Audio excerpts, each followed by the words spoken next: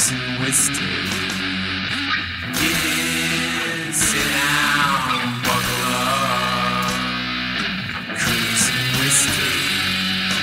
Get in, sit down, buckle up. Cruising with Steve.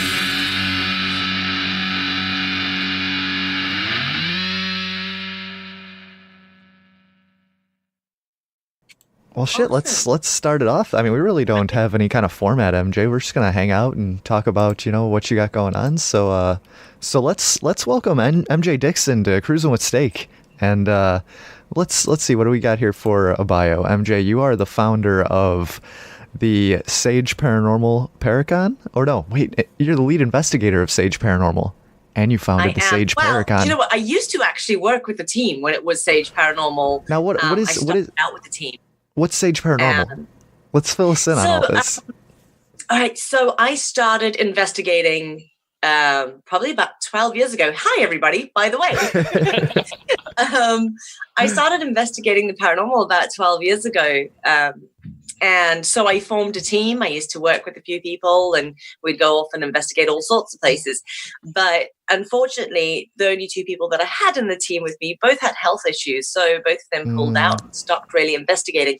So it left just me. So yes, I was the lead investigator, but now I'm the only investigator. Nice. So yeah. What's probably that's Sage Paranormal, but I've started the paranormal convention as well. So the Sage Paracon. Right.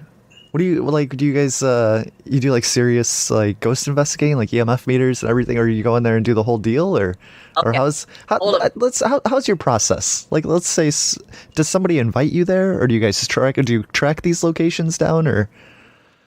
So in the UK, we're really lucky because we have such amazing history here. We've got thousands of years. It's incredible. Oh, yeah. I mean, the building, my house that I'm sitting in right now is like 650 years old. Oh my God. Old Grimerica. Yeah, definitely. Wow. Do you know what I mean? So it's really cool because we can literally go to so many different locations and do an investigation. And a lot of the time you get some really cool evidence. So yeah, a lot of people do call me to go and check their houses out. So they think their house is haunted. A lot of the times we can explain it with science. Yeah. There's generally not really anything there. Sometimes, I mean, on the other hand, I have worked cases that have actually shut me up a bit. Really? Yeah, I've had one or two experiences that I was like, well, what do you know? It is haunted. Wow. You want to share those, MJ? I'm intrigued. Yeah. So one of the cases that comes to mind straight away was this family called me in because they had 3 teenagers in the house and the kids were experiencing quite a bit of activity. And so I went in with the usual, like, okay, it's probably nothing. They're probably working themselves up. Teenagers going through puberty and horror movies and all sorts. So more than likely, there's not really going to be much going on. And I got there, did the interviews, and everyone kept explaining that they've seen this lady with this long dark hair and like a hospital gown. And that, they'd see her around the house and weird stuff was happening. And so I started doing research on the building and came across some of the archives that the house was actually built on the grounds of an old insane asylum. Wow. Yeah, creepy as hell. This place closed down about just over 120 years ago. Mm-hmm. And so we did the investigation and we realized that there was something actually there. Something was going on. So we did a house cleansing. We taught them how to, what to look for, what things are natural EMF spikes and that just due to like wiring and that. Or one of the things that was happening was one of the young guys or teenage boys, he kept getting these really severe headaches. Mm-hmm. And he kept feeling like somebody was standing over him the whole time while he was in bed. But he had this massive sound system, this huge speaker system plugged in literally right next to his head. The speakers like right by his head. And they were giving off this huge amount of electromagnetic field energy, like that whole area, this whole magnetic field right by his head. So EMF's natural side effects on the human body is it'll make you feel paranoid. It'll make the hair on your neck stand up. It'll make you feel like someone's watching you. It'll make you feel nauseous, dizzy, aggravated. So basically, he was just sleeping in this EMF field constantly. Oh, jeez. And being a teenage boy, you spent quite a bit of time in bed. Yeah. So, he kept having these headaches. So a lot of the stuff we were able to say, like, hey, that's a really bad idea. Don't do that. Yeah. Which no longer had the headaches. It eased everything off. Wow. But we ended up doing this cleansing, and I got home, and the whole energy of this place just felt dirty is the only way I can describe it. It felt like sludgy. It was horrible. And so when I got home, I went and I had a shower, and I got out the shower, and my neck started burning really badly. And I was like, uh-oh, that's not very good. Yeah. And I had my laptop open on my desk, but it was off. And I caught this movement in the reflection of the laptop. And it looked like a female figure that walked past. So I was like, oh, God, something's followed me home. Yeah, that's exactly, that's what I was just thinking. Yeah. So something followed me home. This woman that they'd kept seeing at this house followed me to my house. Because I only lived down the road from them. Wow. And when I got out the shower and my neck started burning, I went and had a look in the mirror, and I had a full human bite mark on my neck. What? Like you could actually see the individual teeth mark. It was freaking terrifying. Being an investigator, I was like, oh crap, this burns. Oh shit, where's the camera? Yes, How do I document this? Take photos. So I actually have some photos of that. It was really creepy as hell. Wow. So yeah, I do get called into places for random things. Generally, if there's kids involved, it'll be a priority case. Like I want to make sure those kids are okay, Right. A lot of the times, the church next to my house is built in 1129. Wow. That's I can't even. Old. Yeah, I can't even comprehend that. Yeah, beyond old. The hotel across the road from me, the White Swan Inn, is probably about almost 600 years old. Wow. And it's ridiculously haunted. It is one of the most active locations I've ever stepped foot in. Across the street from you. It's literally across the street. Like when I say across the street, I can throw a stone and hit it. Wow. It's like Wow. It's amazing. I'm actually going to be locked in the most haunted room this Halloween. Oh my God.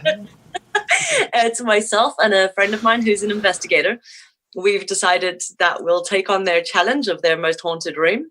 And so we're going to stay in the room overnight and do some investigating and some Facebook Live and all of that. So you guys can join in. And Oh, watch yeah, that's going to be awesome. That's wow. I don't know. Definitely. Wow. So we got invited. Remember that? Remember the? the David Omen house? Yeah, David Omen. You ever hear of Omen? Oh yeah, I know it. Yeah. We talked to him like a year ago, and he was just all about. He's like, "Guys, gotta come out, man. It's gonna be awesome.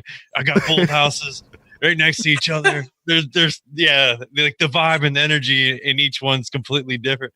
I guess like on the hillside there used to be a lot of old like Indian like fighting and a lot of battling going on, and a lot of bloodshed. Super active. Yeah, like when I was actually over there when I met you guys in September. Yeah. I flew in I was in Texas not long before that, and we actually did a bit of a walk around on a Tonkawa Indian burial ground. And so I had the spirit box and the recorder going, and I was walking over the burial ground asking, like, who was buried here and that kind of thing. And I was like, who settled on this ground? And crystal clear through the spirit box, it just said Tonkawa. Oh, wow. Clear, super clear. It actually stopped me in my tracks. And this was literally as we just started walking over the ground. And then the spirit box and both the spirit box and the digital recorder, the batteries just drained completely. They died completely. It was brand new batteries in both of them. Oh. So I was like, well, that sucks. Walk around without anything. So we carried on walking around, went to a bit of a graveyard and that.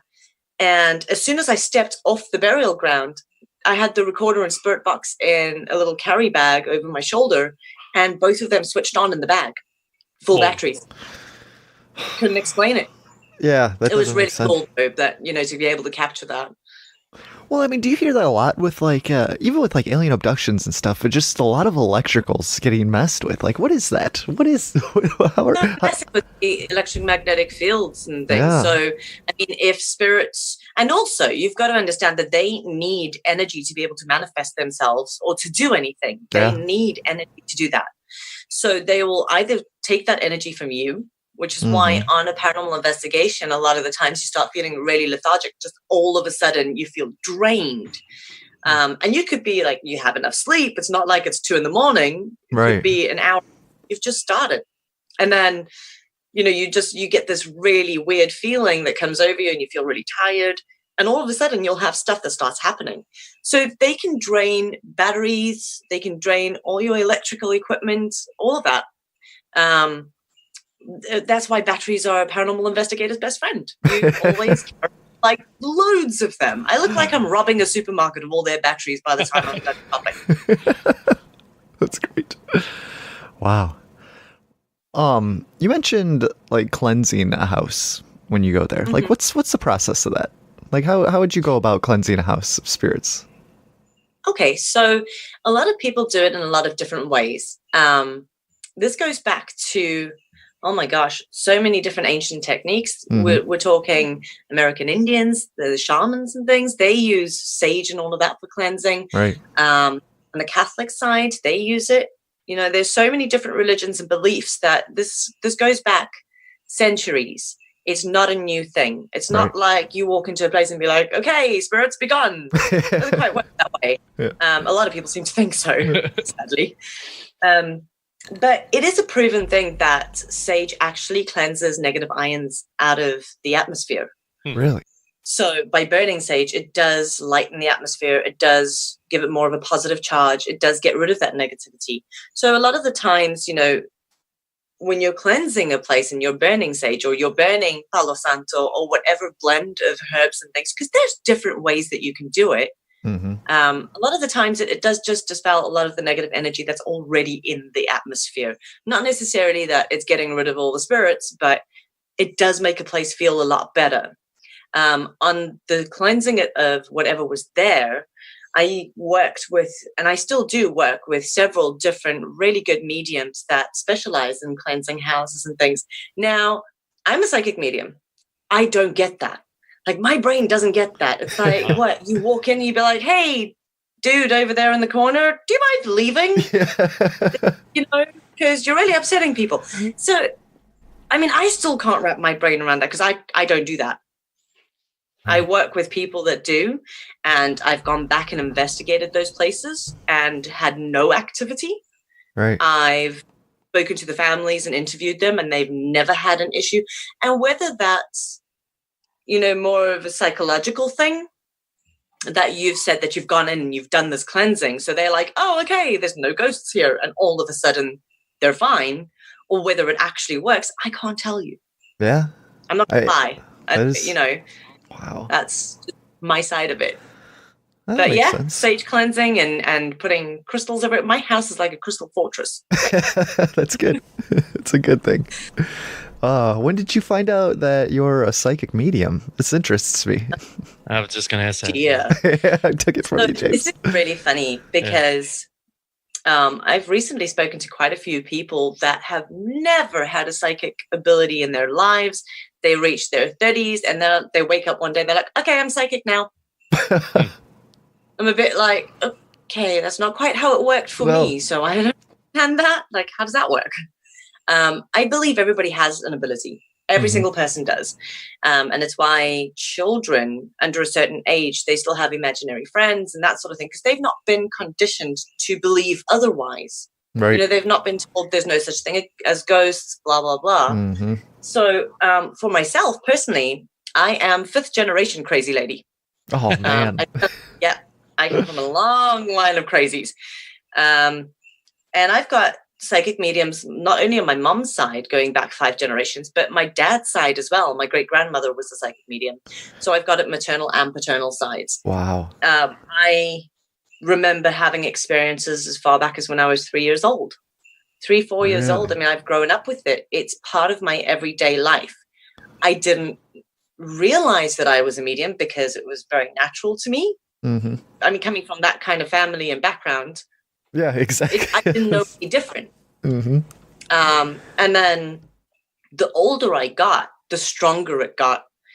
And I took after my dad. So my dad was a military man, very straight and narrow, very logical. And I kind of brushed things off. You know, when something would happen, I try and find this logical explanation and explain it away. Like, oh, no, it was just the heating, or, oh, it was just, you know, some random solution to this.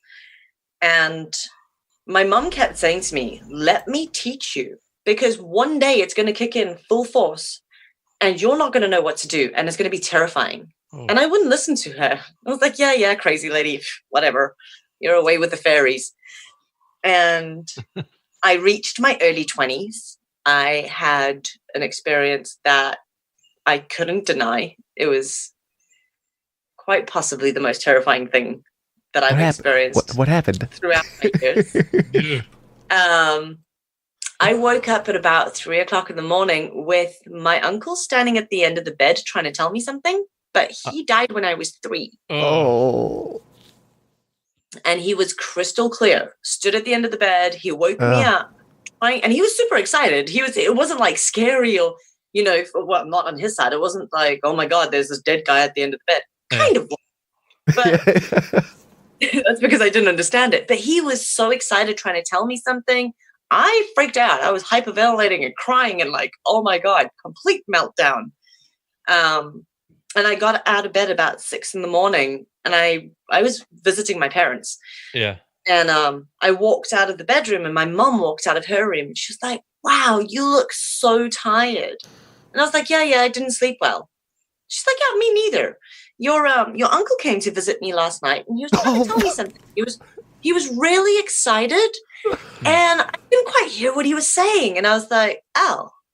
And she looked at me, and she was like, did he visit you? And I was like, did your dead uncle visit you? What the hell's wrong with this family? Yes, it's casual breakfast talk. Yeah. That is not something you just say to someone like, oh, hey, did your dead uncle visit you?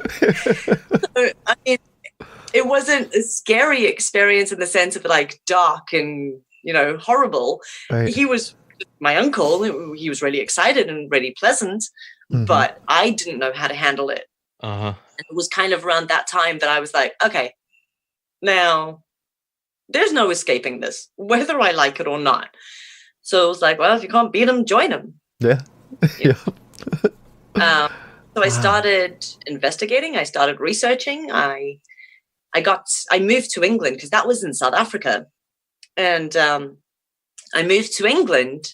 And I got here and it really kicked in full force. And I phoned my mom and I was like, all right, Mom, what do I do? And she went, no. I try to teach you your whole life. You're on your own, honey. Figure it out. Wow. Thanks, Mom. Trial and error. Yeah. Oh, God, yeah. Oh, there's a lot of error. Not going to lie. It hasn't been smooth sailing. So is this something? Oh, you go ahead, James. Oh, no. I mean, like when I'm thinking error involved, say like, yeah, are you trying to rid a place of a spirit or something? And then like you said, that one time where something kind of came home with you, like would that be the error? I don't know what that would entail, I guess. What, when something follows you? Yeah, like if you did something wrong during the investigation, or I think that's what I'm trying to think of. So, did you guys watch my really bad lecture at CryptoCon? I think you were on the same time as David Polites, so I'm sorry. Right. Yeah, that's right. But you did give us a rundown of it that evening. Yep. Yeah. about the so, yeah, I remember that. So, I did ask a room full of kids if they would have a one-night stand without a condom. Because this is my way of explaining things to people, right?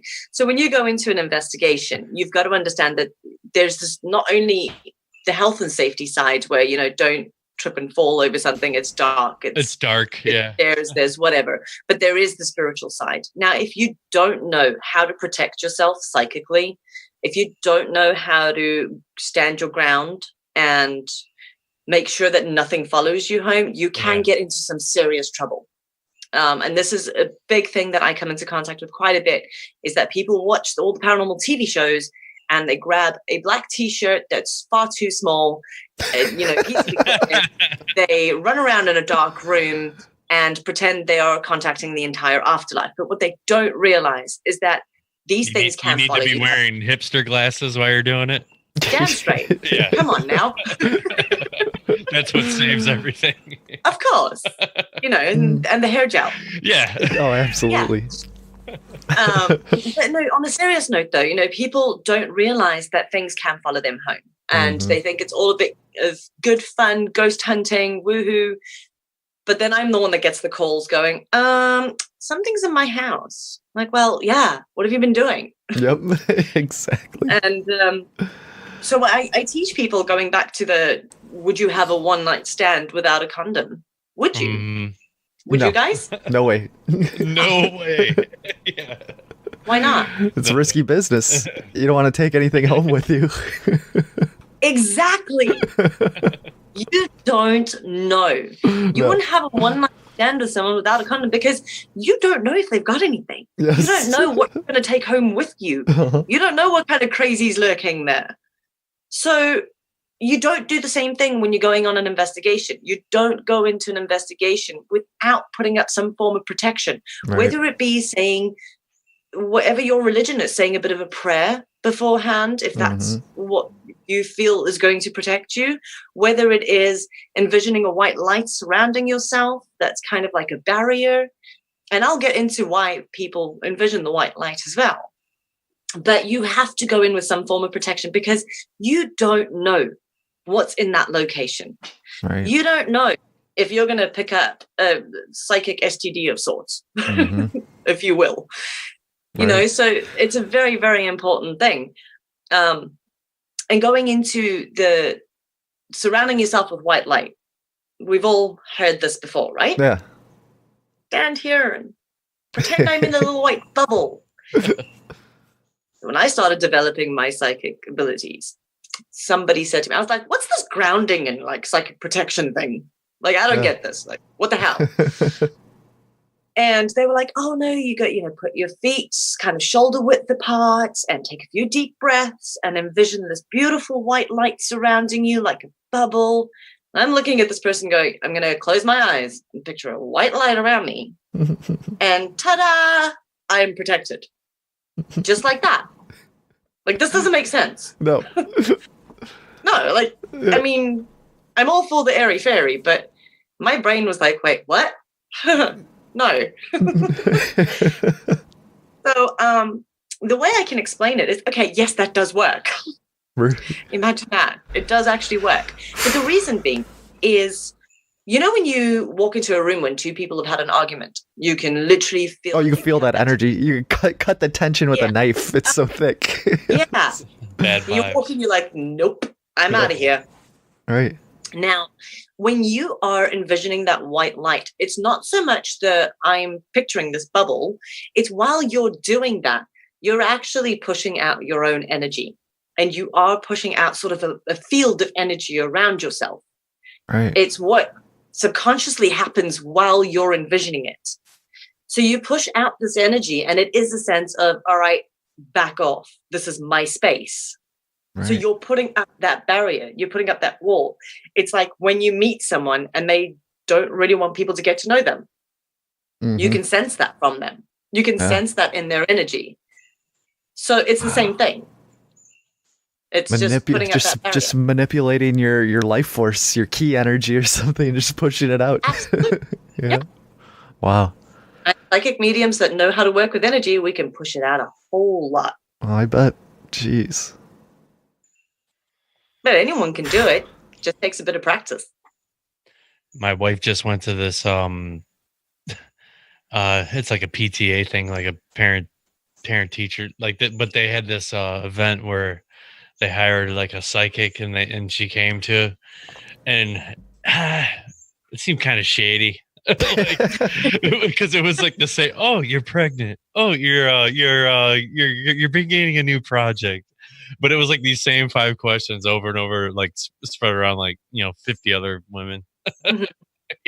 I love those. I'm getting a name starting with A, B, C, D, E, F. Yes. That's gotta be eyeballing you. Yeah, that's gotta be so frustrating for you, MJ, having all these snake oil salesmen out there, and then like you're legitimately trying to do this. So many. There are so many. Yeah. It's funny because I never used to say that I was a psychic medium. Mm-hmm. I never ever did it. I would go into a location for the investigation and keep that bit of information to myself. Yeah. So whatever I was picking up on psychically, I would write it down and then try and validate it with any of the equipment and catch it on camera. Right. So, if I walked into a room and I could feel, okay, there's a male energy, sorry, and he's like stood in that corner of the room, I would then take all the equipment because I know he's there. Yeah. So I take all the equipment and kind of aim it in that general direction and then try and get a response out of them because they know that they are well aware if you're sensitive to them. Mm-hmm. Wonder if it's like a beacon, like you're yeah, exactly. Yes. Yeah. You're like a lighthouse. They see that. They're like, oh, hey, this person can communicate. Mm-hmm. So when you do it with both equipment and using psychic abilities, you tend to get a lot more evidence. Right. And also just generally not being a dick. Yeah, I can see that. So what do you think ghosts are spirits of dead people, or is it something else? Or I go back and forth with this sometimes. I don't know. Ow. How much time do we have? We have all the time you need. I mean, it's still the afternoon here. It's both. So this is my understanding, and I'm probably going to have a lot of people that will disagree or perhaps agree with this. I, over the years, have realized that if you're in a location which is said to be haunted and it's an intelligent haunting, meaning that when you're investigating, you are getting direct responses, you're getting EVPs, you're seeing them on an SLS camera or in photographs or whatever the case may be. It is an intelligent haunting. Now, a lot of the times it'll be when somebody's had a traumatic event happen. So, for instance, if the hotel across the road, if Paul John Smith was shot in that hotel in 1845, that is a high energy impact event, right? His life ended before it was supposed to, or, it was just so sudden that he maybe doesn't realize that he's dead, or maybe he doesn't want to accept it. Or perhaps he still wants somebody to find out who his killer is. So he's going to stick around. He's got that unfinished business. Right. Okay. So a lot of the times when people have these hauntings, it is generally unfinished business of some sort, whatever that may be for that person, or that they don't realize they're dead. So I would put that in the category of a ghost. Okay. Right? Intelligent. It can communicate with you. It doesn't want to leave. It's in its space, and that's their house or their location, and that's it. Right? Now, for instance, mediums that can communicate with your family members that have crossed over. It doesn't mean that your family members are stuck in that place. That's not a ghost. It's a spirit. Okay. They've accepted that they've passed away. They don't have unfinished business. They're on the other side, but they still want to come and check up on you. They still want to come and say hi and speak to you and see if you're okay. And you know what? On birthdays and anniversaries and that sort of thing, they're around. Right. So that is what I would classify as a spirit. Okay. There's poltergeists. Poltergeist is man-made. Really? So, like summoned or something? Like a tulpa? Like a thought manifestation? Yeah. Yeah, there you go. Yeah. Wow. Absolutely.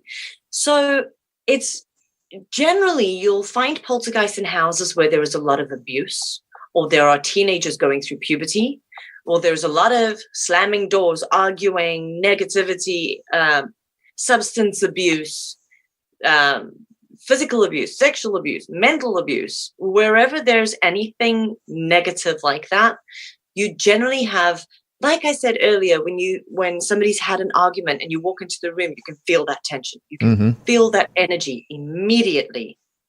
Now that over time, in a location where you have teenagers going through puberty, slamming doors, arguing, screaming, shouting, it builds up and builds up and builds up. And eventually that can manifest into an actual entity.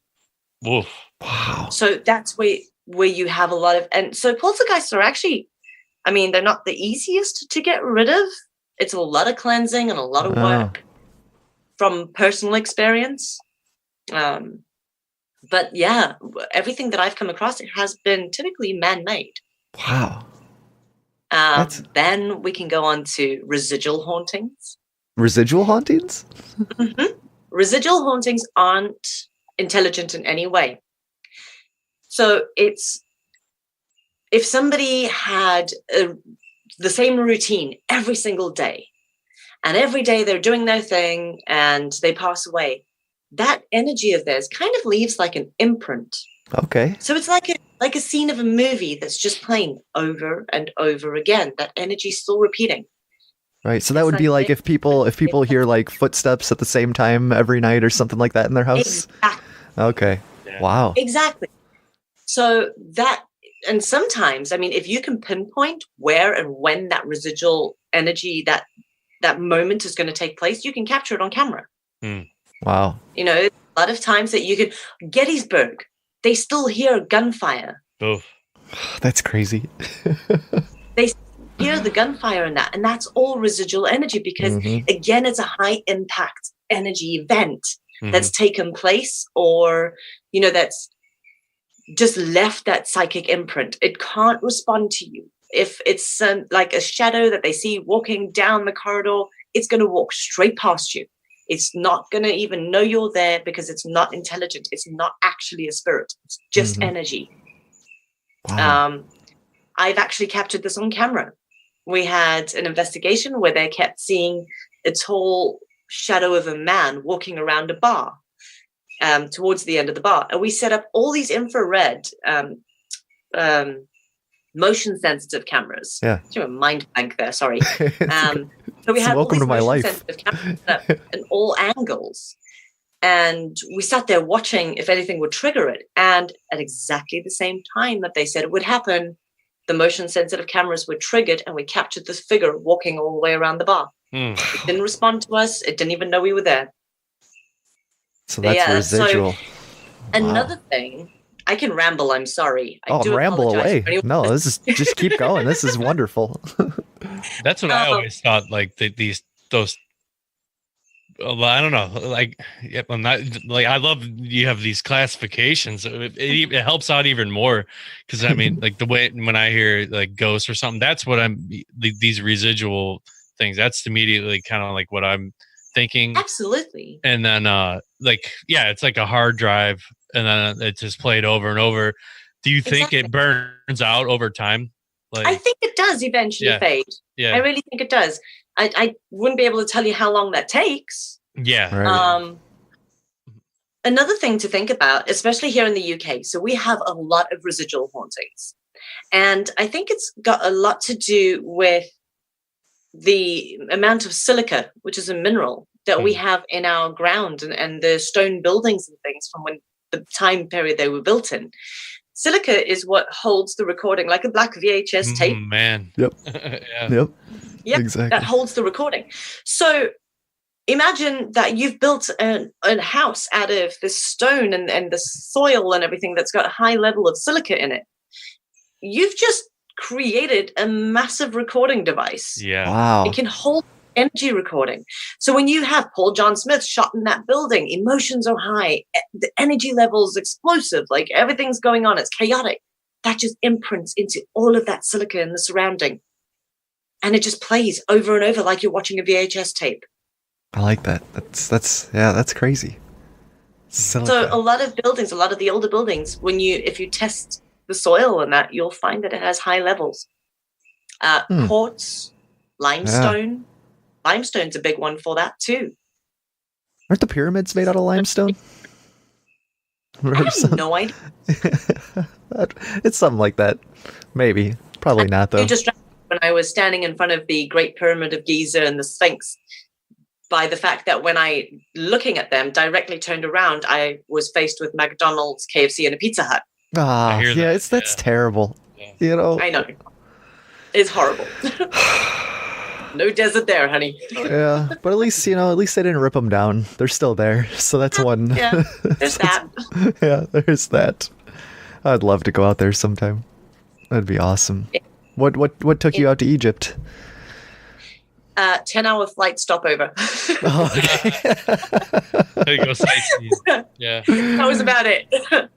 Got to the Great Pyramid of Giza. I thought it was really dirty, really smelly, and I was like, "Yeah, I'm good, thanks." Oh man. So, Yeah. yeah, it was pretty dangerous when we were out there as well. So there was, Yeah. a little concern. Yeah. See that. So, what experiences have you guys had? I'm going to turn the tables here and ask you guys a question.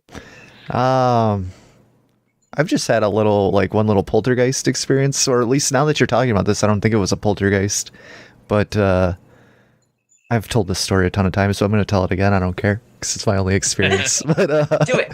It was. I haven't heard. It was probably like 13 years ago. It was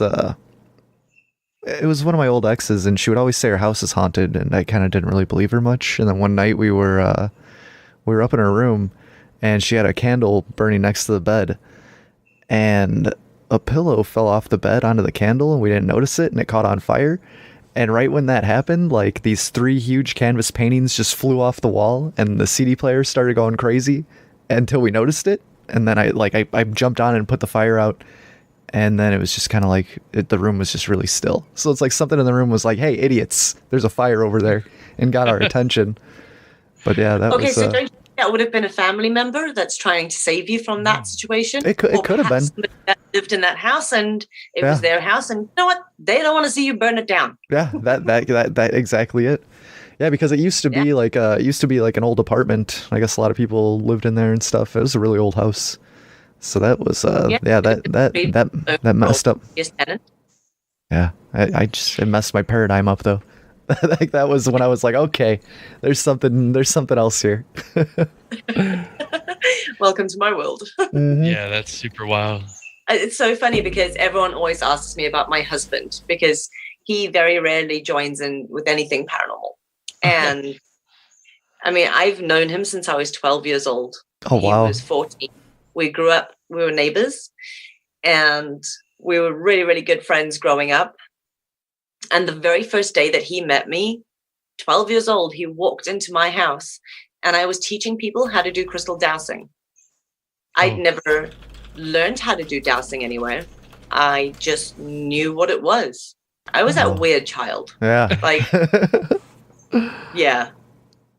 Like when the movie The Craft came out, I remember sitting watching it going, wow, dumbasses, they're doing it all wrong. And my mom was like, wait, what? Like, how do you know? Like, I don't know. I just know. So yeah, I was that really weird kid. And so he knew from day one what he was getting into. Yeah. Like there was no excuse. It's not like this just popped up like, oh, hey, by the way, I'm a practicing witch and speak to dead people. Yes. That was there from the beginning. Right. And so he's had a few experiences that really shook his world up a bit. One of them was not too long ago. Oh. He decided to make breakfast, which I think, to be fair, I think someone was just shocked that he was cooking breakfast. But he was making some French toast for breakfast, and we had this massive frying pan, and he had it on the stove. He made some of the French toast, called me from the living room, said, hey, babe, like your breakfast is ready. I walked through, and as we both got back to the kitchen, the entire frying pan full of oil and French toast literally launched across the kitchen. Oh, my God. It was just oil and French toast absolutely everywhere. It was chaos. Ooh, wow. And I turned around to see if he was okay, and I've never seen him that pale in all my life. Yeah. Wow. After that, he was a bit like, yeah, so I'm not going to do any events anytime soon. Yeah. Oh, man, that's crazy. Crazy house. There's always something happening. That's the kind of stuff that's nuts. Like, sometimes I'll have little things like move around and stuff and brush it off, but when like something gets hurled across the room, like that's intense. I've had a coffee cup hurled across the room. That was interesting. I've had a small heater do the same thing. So anyone that goes, oh, there's nothing on the other side, I'm like, 2 days in my house. Come, Stay, please be my guest. You'll change your mind.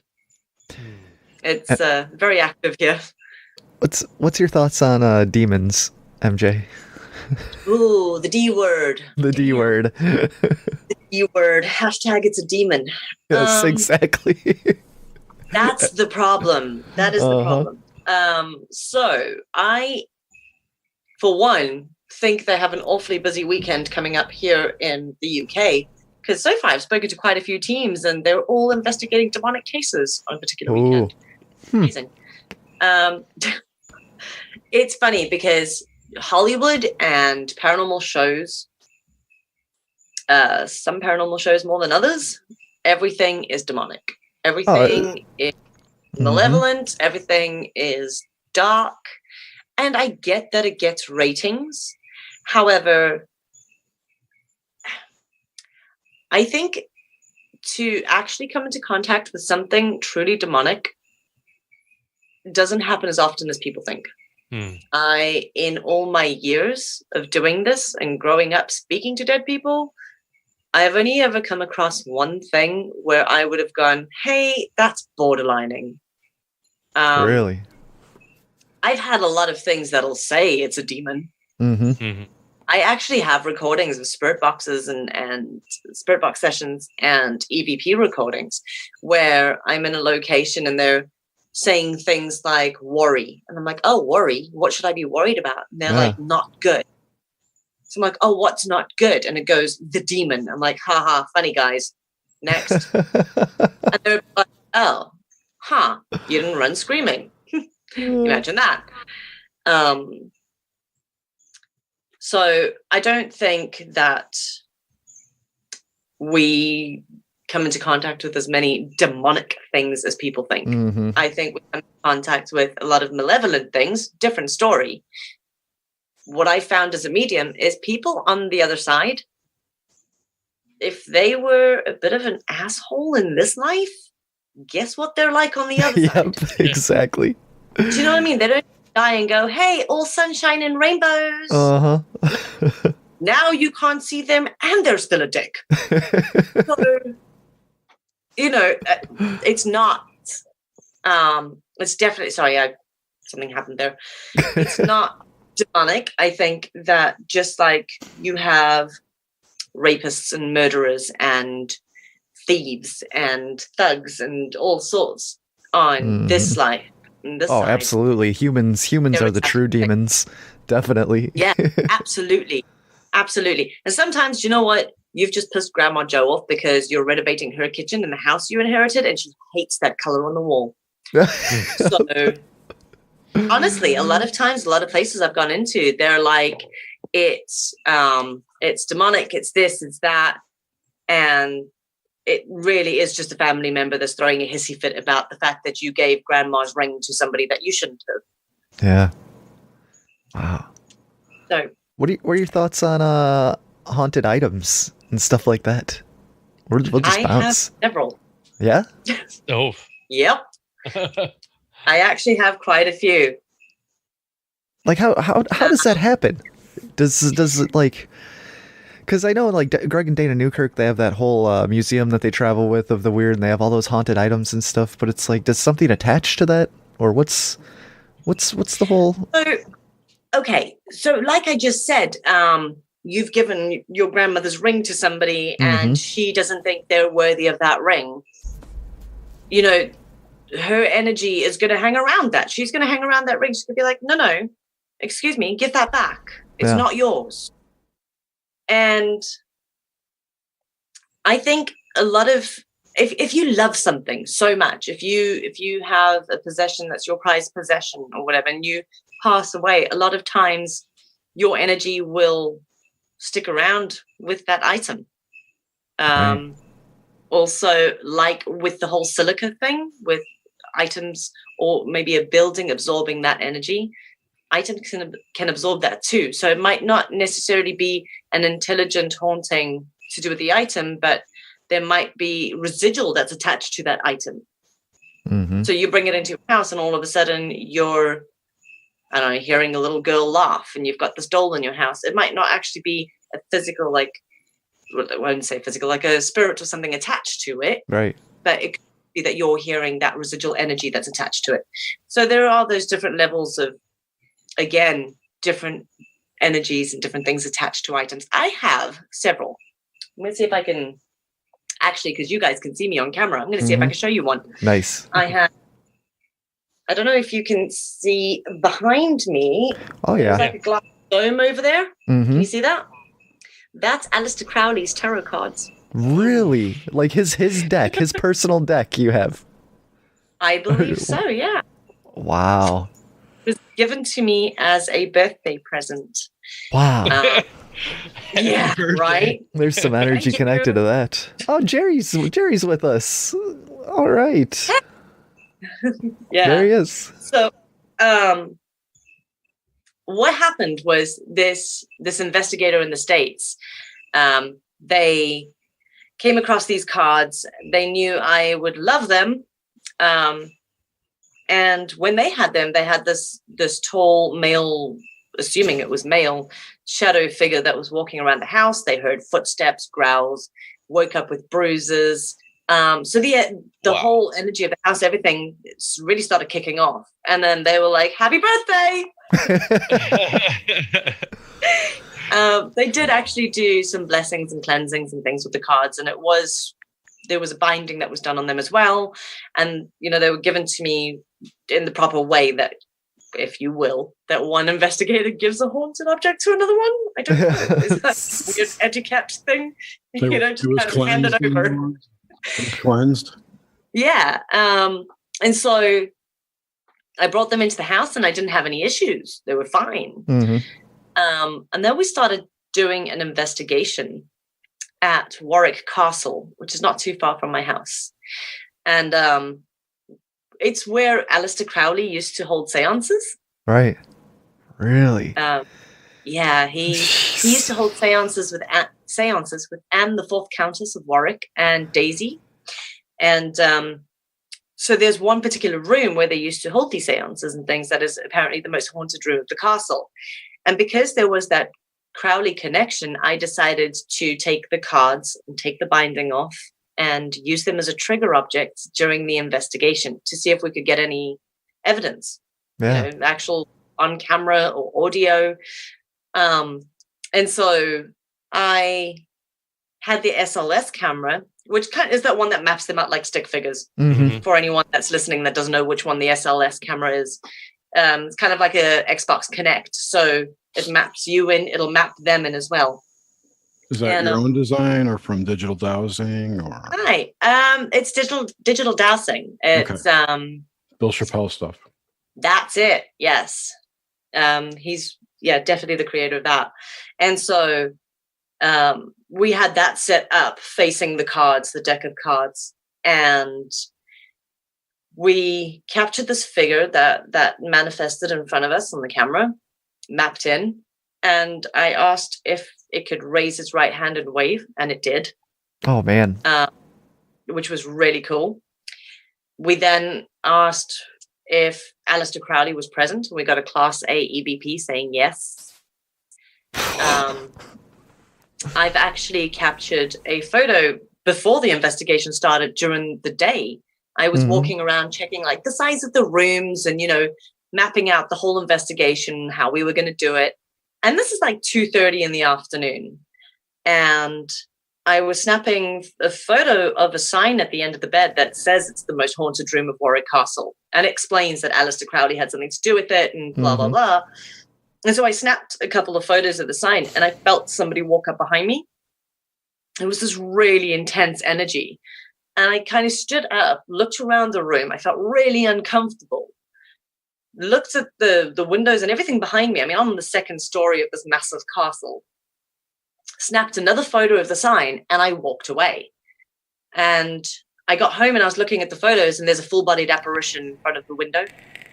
Like crystal clear. I don't even have to tell you to look for it. It is a full-blown apparition that is standing in front of the window behind me.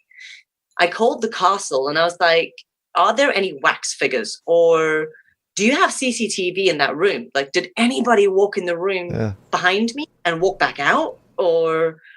anything. And they were like, well, we see you walk in the room, you snap a few photos of the sign, you look really uncomfortable, you look around, you snap a last photo, and you leave. I'm like, so there's nobody in that room. Oh, no weird. one in front of the windows.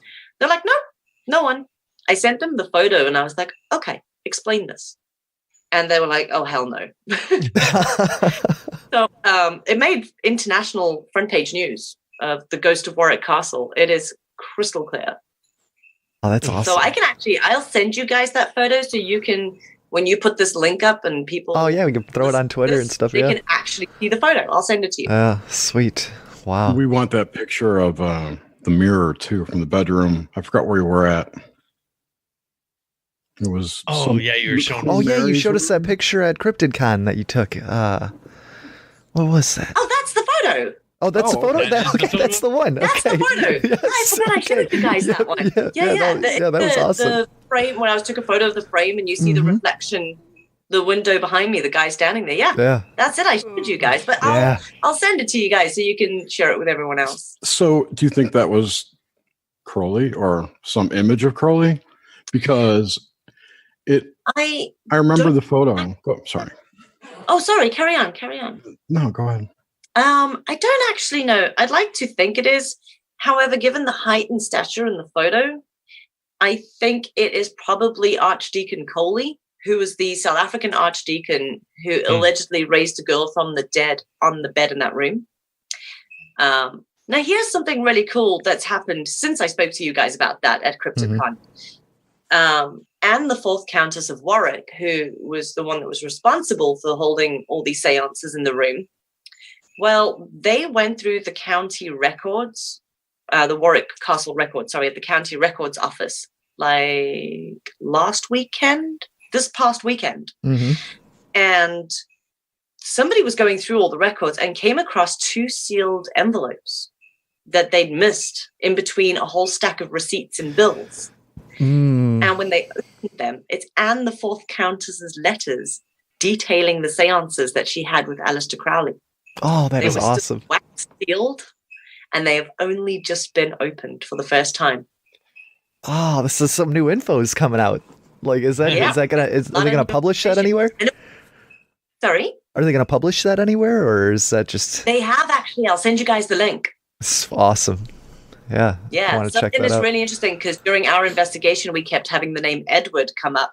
And we were like, well, I mean, it's a castle, it's England. Edward's not exactly, the most uncommon name here. But what we found was in Anne the Fourth's letters, she details all these seances that she had was communicating with a spirit by the name of Edward. That was one of the workers in the castle. One of the servants. So it tied in perfectly with our investigation centuries later. Pretty cool. Yeah, that is very cool. Wow. Have you done any readings with that Crowley deck? I haven't, because it is surrounded by so much salt and sage and frankincense. You know what? Because when we use the deck at going back to haunted objects, this is why you don't do it, kids. When we finished using the deck as a trigger object at Warwick Castle, I brought it home, but I was so excited about everything that we captured and blah, blah, blah, and the convention and investigation. I brought it back home, didn't put the binding on it, and just kind of left them on display in the living room, unprotected, no blessings. And so a few days later, we started experiencing this tall, dark shadow figure walking around our house, footsteps, scratching, knocking. And I ended up waking up with bruises on both my arms, like somebody held me down in the bed. Oh, my God. And I woke up and I was like, let's sort this out. Wow. So we actually had to have a priest do blessings and things. And they are in that glass dome behind me, as you can see on the shelf. Yeah. Sage, everything in there. And they get blessed and re-cleansed and everything once every sort of couple of months. Otherwise, it's almost like that starts wearing thin, and the activities in my house again. I missed the story on the deck. Is it just a regular Thoth deck, or is it something else? It's allegedly a deck that belonged to Aleister Crowley himself. So, yeah. It was a gift. Whether or not it did actually belong to him, I don't know. I have no way of tracing back any record or anything of that. However, it does have something not so nice attached to it. And every time we've had an investigation where it has been present, we've always had something to do with Crowley turn up at the investigation. Wow. So it could be like the spirit there always be these synchronicities with it. The spirit of Jimmy Page. I like that, Jerry. Could be imbued his spirit into the deck. I'm gonna go a little woo. Get it, James. I guess. Just in a couple planes of existence, like maybe like have you ever talked to people that maybe have had experience with near-death experiences and maybe experiences with afterlife at all, and maybe what they interpretations of that, maybe what they were seeing, or a lot of their stories common or not, maybe. So I can only talk from personal experience. Okay. Yeah. I've heard of a lot of near-death experiences, people kind of explaining them the same way and seeing a similar thing. We were actually talking about this on another radio show this morning. Okay. Because a very good friend of mine, Jane Harris, she's a phenomenal investigator here in the UK, and she's actually doing a full documentary based around near-death experiences and all about the afterlife and the whole death process and et cetera, et cetera. It's really interesting. So my father had really severe asthma, and he was really ill for a really long time. And he had a really bad asthma attack. He was rushed into hospital, and he flatlined. He was gone for several minutes.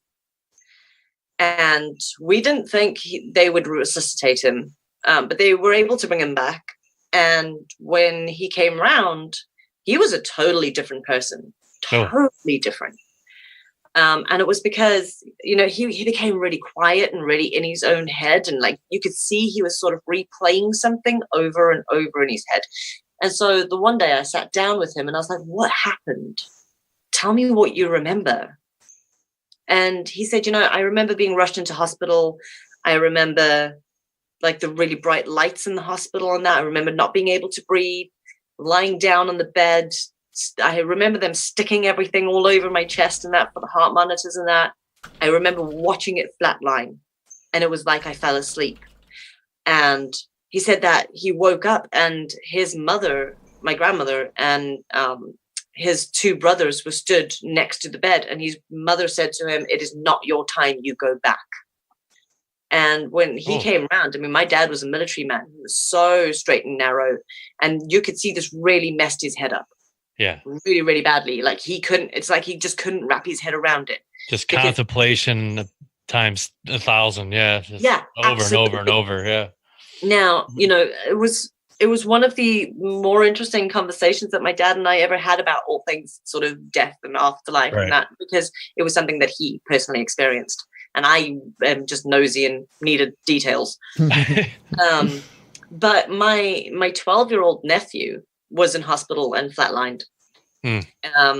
So by the way, this is going to sound really depressing for all of you guys out there listening. It's really not. I'm a medium. They're still here. Yeah. But most of my family are on the other side. Oh, jeez. Sadly. So my brother had just passed away. He was 39, just out of the blue, had a heart attack. Oh, man. And his son was diagnosed with lymphoma. And 6 months after my brother passed away, my nephew flatlined. Oh my God. And they were able to bring him back. And he said, when he came around, he was like, I'm not scared of it. I'm not scared of what's on the other side, because when that happened, my dad was standing next to me. He was standing next to the bed. And I was like, okay, a lot of people say they see family members. My dad said the same thing. However, what was interesting is my nephew described family members and knew them by name that had passed away long before he was born. Oh, wow. Right. He would have never met them or anything. He never met them. He didn't even know what they looked like. Right. He could describe them. He knew their name. Yeah. So It's like this soul connection or something. Like you just instantly know. Yeah, man. Yeah. So I can't speak on behalf of everyone else out there. I don't have that. Well, that gets pretty to the point right there. Yeah, But yeah, that's from personal, and I mean like really close personal. My dad and my nephew that both experienced that. Before they both passed. So yeah, that's definitely something that I want to look into more, which is why this documentary that my friend Jane Harris is doing is so fascinating to me, because of the conversations that I had with my family members.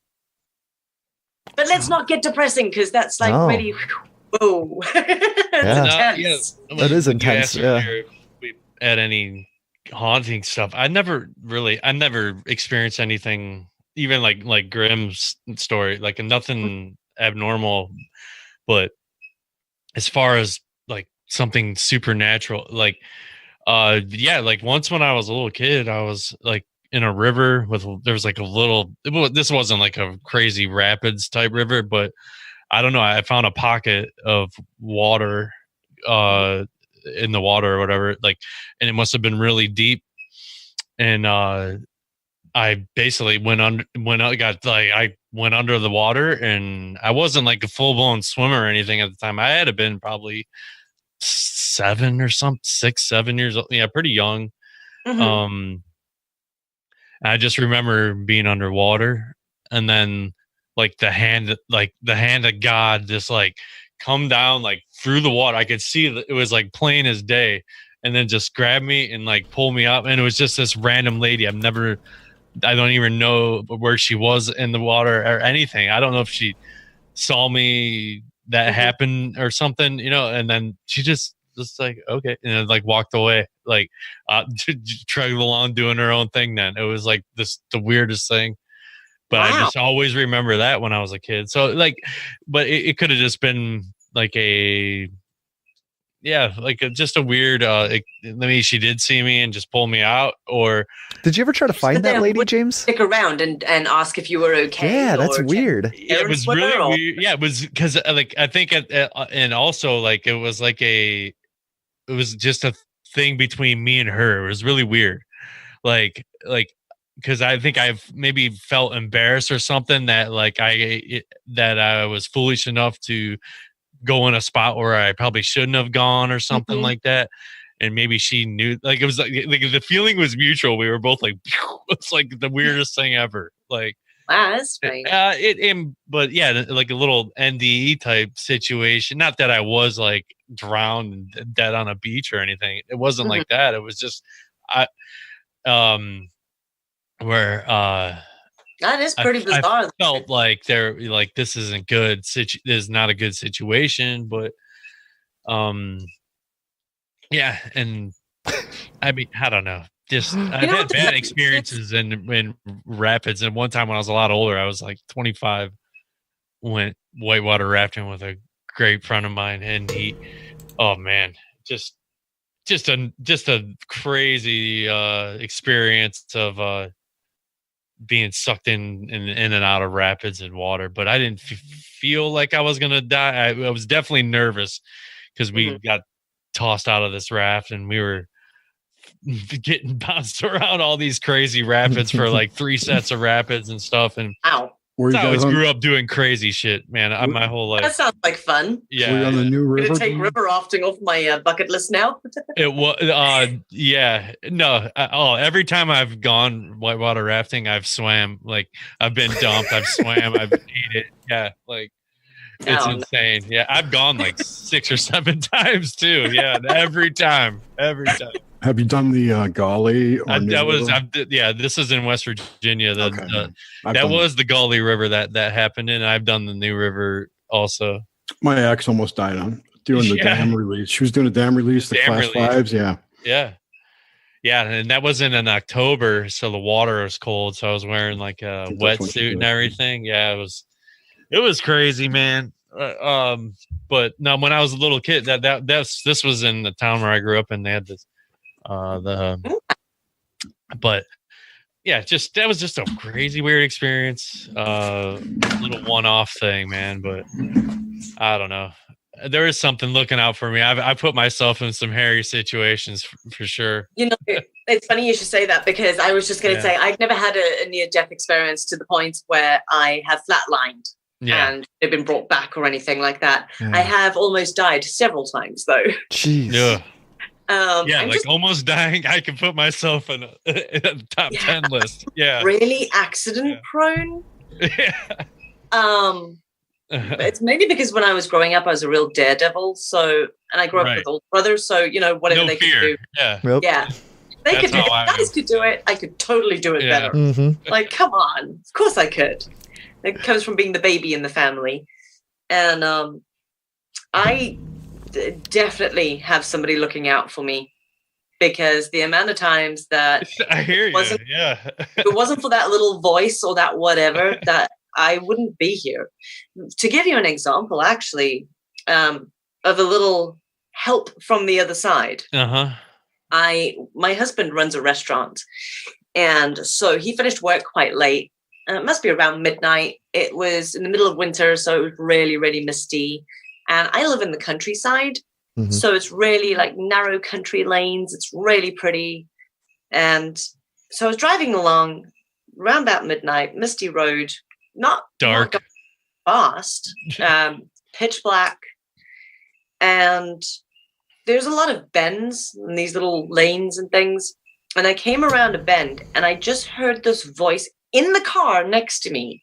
I heard this voice shout, "Hit the brakes now." Oh, wow. Yeah. I did not even question it. More out of fright for what I just heard, I just slammed the brakes as hard as I possibly could. I nearly kissed the windscreen. Jeez. But as the car skid around the bend, there was a massive deer stood in the middle of the road. And I would have hit that going about 50 miles an hour. Oh, wow. Straight to.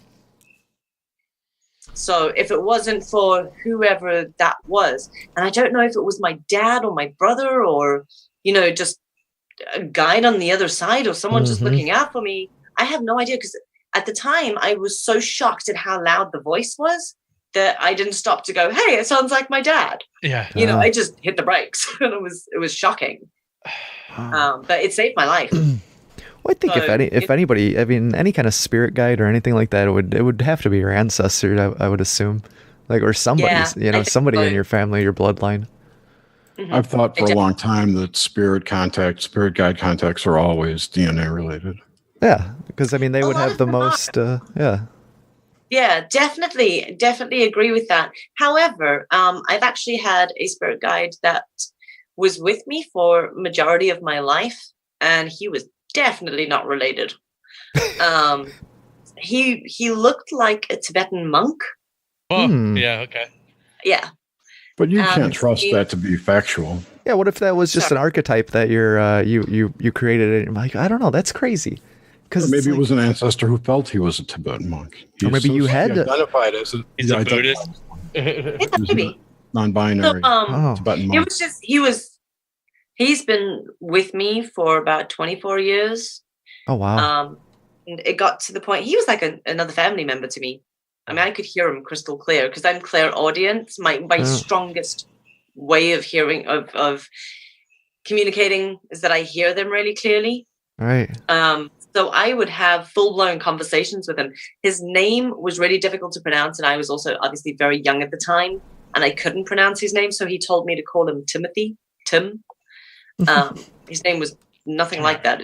It sounded like Tim, if you will. So I just always grew up calling him Tim, and he was literally like my best friend. Wow. He had a really good sense of humor that got me in a lot of trouble a lot of the times. Some people think I'm crazy when I tell them this, but he would say things at the worst moment possible. And I would just burst out laughing in this like really super awkward situation. And then how do you tell people like, "Oh, no way, I'm laughing at my dead guy just stood next to me." It's cool. Don't sweat it. That's cool. You can't exactly just come out and say that. So I got into a lot of trouble. A lot of times people thought I was just really rude. So I was laughing at him and they thought I was laughing at them. So. But it reached a point about 4 years ago where he sat me down and said he was leaving. He had to say goodbye, that he taught me everything that he needed to. Wow. That I would get a new guide that would teach me the next level. And I threw tiring. Yeah, it was like, you're like a family member. You can't go anywhere. Yeah, after 20 years, that's a super long-term relationship, and then just to break up, like, come on. Yeah, it was like I mourned him like I just lost a family member. I mean, I phoned my mom, and it's the conversations I have with my mother. I phoned my mom, and I was in tears, and she was like, "What the hell's going on?" And I was like, "Tim saying goodbye," and I literally broke down, and she was like, "Oh crap." Hey. Do you have another guide? What kind of gifts does your mother have? So she's claircognizant, I would say. So she basically receives information like it's her own memories. Oh, wow. So kind of sort of premonition-y things. She can also, she like full-blown sees them and has chats to them. And I don't know. I wish I could see and have chats with spirits. That's so sad. That would be great. It's like this whole other population that I'm ignoring. Yeah, that's exactly right. But that's the relationship that I had with Tim. Like, I would sit down and have a conversation with him. It was great. Like, he taught me some really cool things. He actually taught me how to fix a washing machine once. What kind of magic info did he drop on you? No, he literally just told me step by step how to take the washing machine apart and what the problem was and how to fix it and put it back together. Now, this to me, when Tim told me, because I'm still quite skeptical of things. Most of the time I thought I was just a crazy lady that I'm hearing voices. So this was a perfect opportunity for me to go, okay, I know that I know nothing about this washing machine. Hell, I can barely use the thing. So how the hell would I know how to take it apart, fix the problem, and put it back together if I know nothing about it? And I was like, this is a great experiment. And so I sat down in front of the washing machine and started listening to him step by step, stripped the whole thing, pieces all over the kitchen floor. And my husband came home from work to find this washing machine spread in like 100 pieces everywhere. And he was like, what the hell are you doing? And I looked at him and I was like, look, I can't listen to you and Tim at the same time. And if I break the connection with Tim, this is never getting put back together. We could just chuck it now. And he told me step by step how to put it all back together. I did it. I stuck the laundry in, put it on, stood back kind of waiting for it to explode. And it worked perfectly. So I think I was super impressed. I was like, this is the coolest thing ever. I've just had a dead guy teach me how to fix a washing machine. That's amazing. And my husband was in shock. So he was just sat there like, what just happened? And he looked at me, he's like, high five, babe. And he gives me a high five and he sticks his hand out and he's like, high five, Tim. And he looks at me and he's like, is he high-fiving me? I'm like, oh my God, idiot. It's so crazy and relevant because, I know Jerry finished. On do you have Netflix? Yeah. The Haunting of Hill House. Have you? I've only watched one episode so far. I haven't had time. Gravy. Everything you're saying is so relevant. Really? Oh my God! Yeah, it is. It's a good show. There's no washing machines in that show. No washing machines, but the way, I definitely can't. I can't spoil it. You're gonna watch. I'm not gonna spoil it, but how the one girl touches things and she's got psychometry skills. Okay, I was gonna say what terminology is that? That's called psychometry, then. Okay. Okay, yeah, I was like, me and my wife have been watching. I only got one to go before it's all over, but I'm sitting here racking my brain, and I'm like, I almost want to look it up, but I know we were gonna have you on, so I figured I'd ask you what it was. Yeah, like when people touch things, I know there's clairvoyance, I know there's this, that, yeah, but then they're like, a couple people that they can talk to the dead people in the show. It's crazy, man. Like. And they see shit, they feel shit. Yeah. Mm-hmm. So I very rarely see things. Yeah. And if I do, it's more in kind of my mind's eye. I don't actually physically see them standing in front of me. Very, very rarely does that happen for me. Yeah. I hear them, which is really annoying because it sounds like somebody's left a radio on in the background, and it's just. So that's what that is. Yeah, right. So it's kind of like this constant hum in the background for me, and I can turn the volume down, but I can't switch it off. So every now and again, like if I need to tune into it, it's kind of like, just turn the volume up a bit. And then I've got to get them to kind of go, okay, guys, one at a time. Otherwise, it's like standing in the middle of a crowded room and you just have that. Yeah. So you got to like tune in to the right frequency. One specific person. Yeah. Okay. Yeah. And here's a good example. Like a lot of people do actually hear things, but they don't know what they're hearing. So have you ever had that really high-pitched ringing in your ears? Right. You're always like, someone's talking about me right now or something like that. Yeah. I have it constantly. Mm-hmm. That's because they're talking to you on the wrong frequency. Or I'm ignoring them. Yeah. Or you're ignoring them. Yeah. You're not picking up the phone, Jerry. But I'll sit in a quiet room for 30 minutes and say, okay, I'm listening, and just sit there, and it doesn't change. So okay, it's not like I'm not trying. Okay, how about this? Have you told them that they're on the wrong frequency? No, because I didn't know that till you just told me. There we go. So that's it. So there's an exercise to try. Yeah, absolutely. A lot of people don't know this. A lot of people get that ringing, or it's real fuzzy, or they hear their name being called, but that's it. Mm-hmm. They don't hear anything else, and it's most of the time it's because they're on the wrong frequency. Like just like you're tuning a radio, and you get that like fuzzy, real clear when you're on the correct station, and then kind of drifts off again. It's the same sort of thing with them. So they're tuning the radio and they're trying to figure out where your clear frequency is. But they don't know if they're on the right frequency unless you tell them. Right. Huh. I would think they get bored of just talking to me and not getting any kind of answer and go away at some point. That too. Well, I got two dragons who are on the right frequency, so I'll get them on the stick to get the word out. You got this. So I have experienced several times where I walk into a location and everyone there is just not on the right frequency for me. And I literally have to sit down and go, okay, guys, I know you're here, but all I'm hearing is this ringing. Let's try it a different way. I don't know how you guys do it on that side. I'm not too sure how it works from your side, but let's just get on the right sort of level and I'll let you know when it's clear. How about that? And I'll just sit there for a few minutes. And then I'll start hearing it. I'm like, okay, that's a little bit better. It's a bit better. Right, that's clear. Awesome. And that's how I take it from there on the investigation. Wow. But you have to tell them. They don't know. They're just talking and they're like, hey, hi, hello, hey. Yep. And you go, me. Speaking of investigations, I just thought of a good question for you.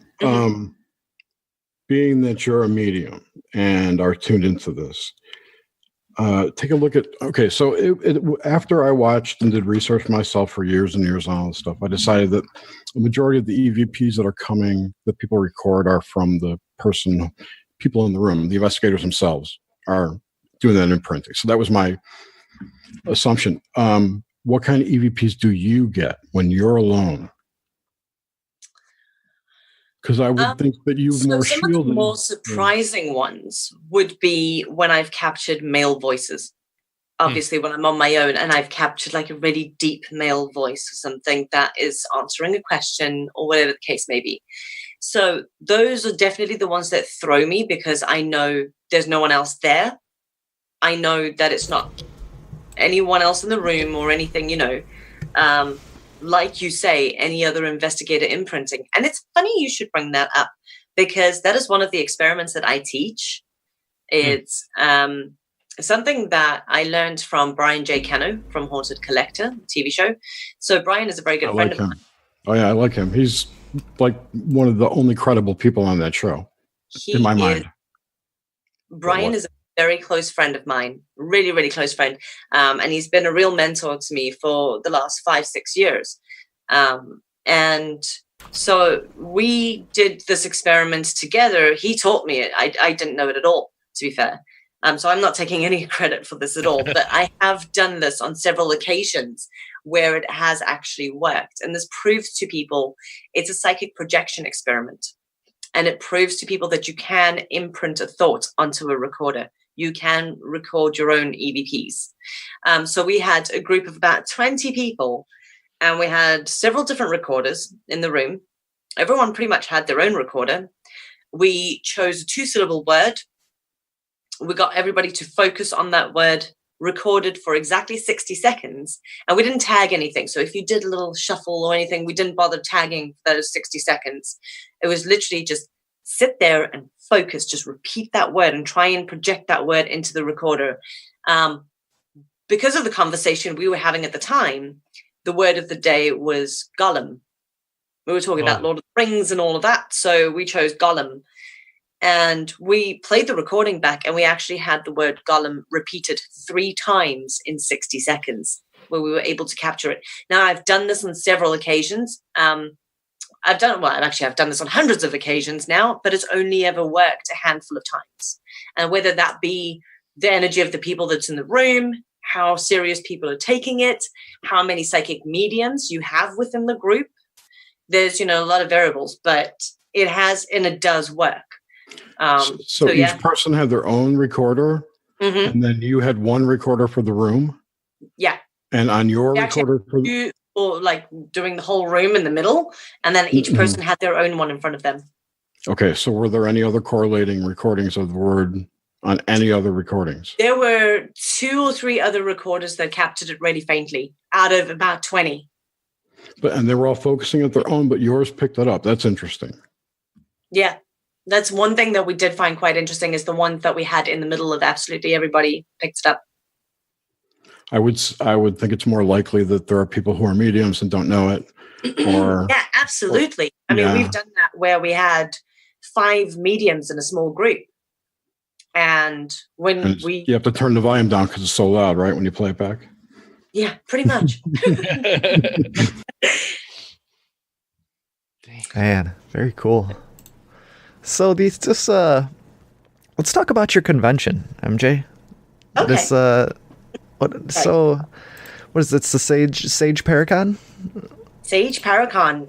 It's my nightmare at the moment. I've got 2 weeks to go. It's crunch time and it's chaos. I still have a very, very long to-do book, let alone my to-do lists had babies. So I did not use a condom at all. Yeah. I was going to do this report. So I'm currently surrounded by so many different diaries and pieces of paper lying everywhere. So the convention is the 8th to the 11th of November.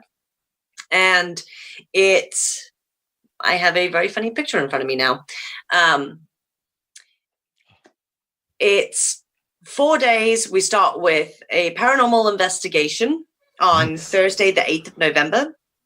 Friday, we have a 4-course medieval banquet. Oh, wow. A medieval banquet? Is that like those medieval dinner things? Or? You have to eat with your hand? Yeah. Yeah, absolutely.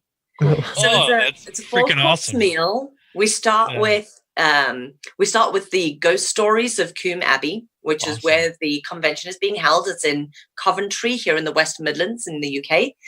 And the building is Queen Elizabeth I's childhood home.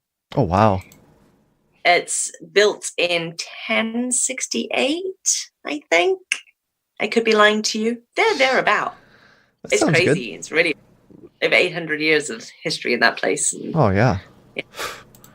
Yes. And 10,000 ghosts, I'm sure. At least.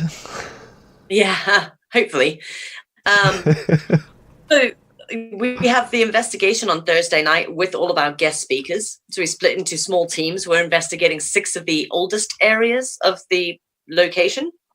And I'm pretty excited about that because there's been apparitions caught on camera and that there before. So no one's ever actually investigated it properly. Loads of investigators have spent the night and, booked themselves a room and run around trying to look for stuff. But I think this is the first actual proper investigation that they're allowing. And then, so Friday, medieval banquet. We start with the ghost stories of Coombe Abbey, where we have their historian telling us all the myths and legends and everything that people have experienced. We have a welcome drink of mead.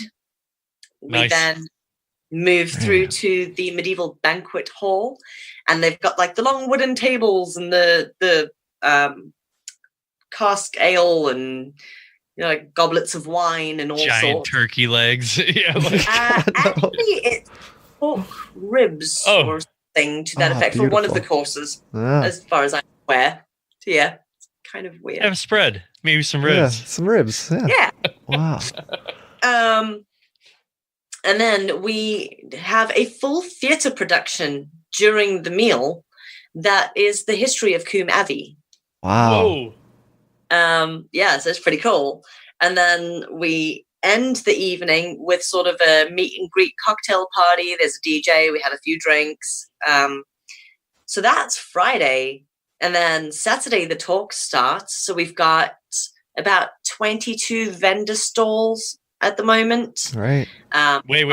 Was there going to be a karaoke machine? Damn straight. Yes. There won't be a convention without karaoke. I mean, you guys know from CryptidCon. Yes, absolutely. I love me some karaoke. Yes, you rocked it on karaoke, MJ, for sure. Awesome, that was thanks. great. You're awesome. It was fun. I hardly had a voice. So great. So yeah, we have the vendor stalls are a little different. So everybody's selling anything to do with sort of witchcraft, or they're paranormal authors. We have some tattoo artists that are going to be tattooing all weekend. So nothing like some spooky ink around Halloween. Yeah. Get your tattoo done. Get a sigil tattooed on your arm. Yeah. And we've got talks until about 6 o'clock in the evening. And then we have a vampire masquerade ball. Damn, that's awesome. The theme of the party is Vampire Masquerade Ball. So we've got 2 live bands and karaoke. Wow. Yeah, that's the party. And there's like, I think it's called glow stick beer pong. There's like shot roulette, glow stick beer pong. It gets really messy. It does. I can imagine. Party. This sounds way better than CryptidCon. Oh, come on. It was a good party. I had a great time there. But hey, it's far enough away. You could probably still get tickets for not. You won't get raped over tickets, put it that way. Yeah. You get some plane tickets. Yeah. Sure. Be right over. Head over to the UK. Let's do it. If my passport was valid, I would think about it. Well, Saturday, like it's Saturday, we've got the VIP party. And then Sunday all day, we've got lectures again. We've got paranormal debate panels. We've got a psychic mediumship demonstration. And then Sunday night, we have what we call the paranormal hangout. And it is literally just a wind down after the convention, where we have a bar.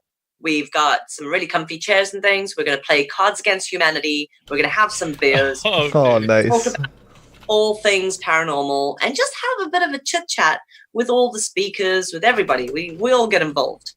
It's a really small event. There are less than 100 people. That's perfect. So the perfect it makes event. it better, though. Yeah, I think. Exactly. Yeah. It's more intimate. Yeah. You really get to know the speakers. And speaking of speakers, we've got Katrina Weidman from Paranormal Lockdown. We've got Chris Fleming, and which you guys would know from Psychic Kids, Dead Famous. He's been on Ghost Adventures. He's actually on the Ghost Adventures Live Halloween special.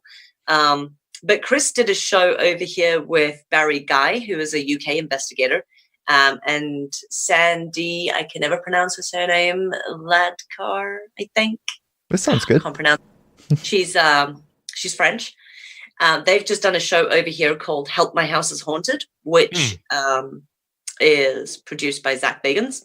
I don't know how I feel about. No, I know how I feel about him. Is that Bagans? Yeah, I'm not the biggest fan, but you know, he's doing something though, so there's more power to him.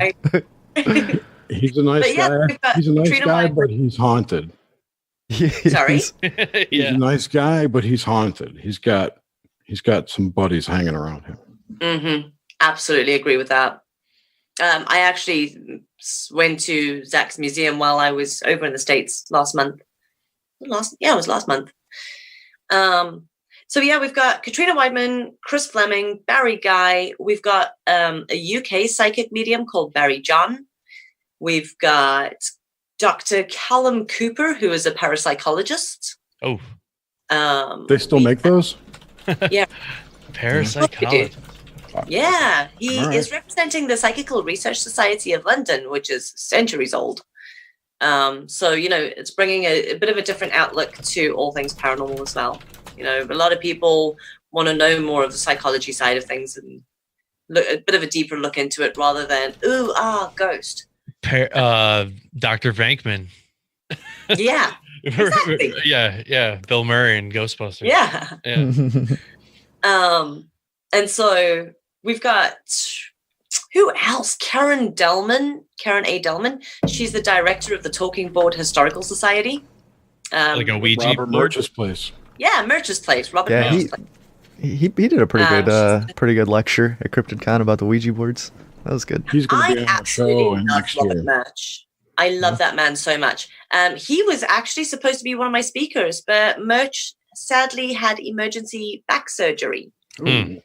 So he's been in hospital. He's currently at home recovering. Hopefully, Murch, if you're listening to this, you better be recovering, resting.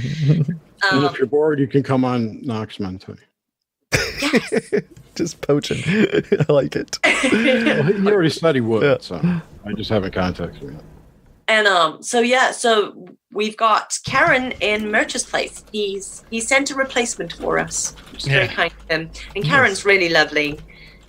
So yeah, we've got some really decent speakers. Richard Estep, who's known as the Ghost Rider.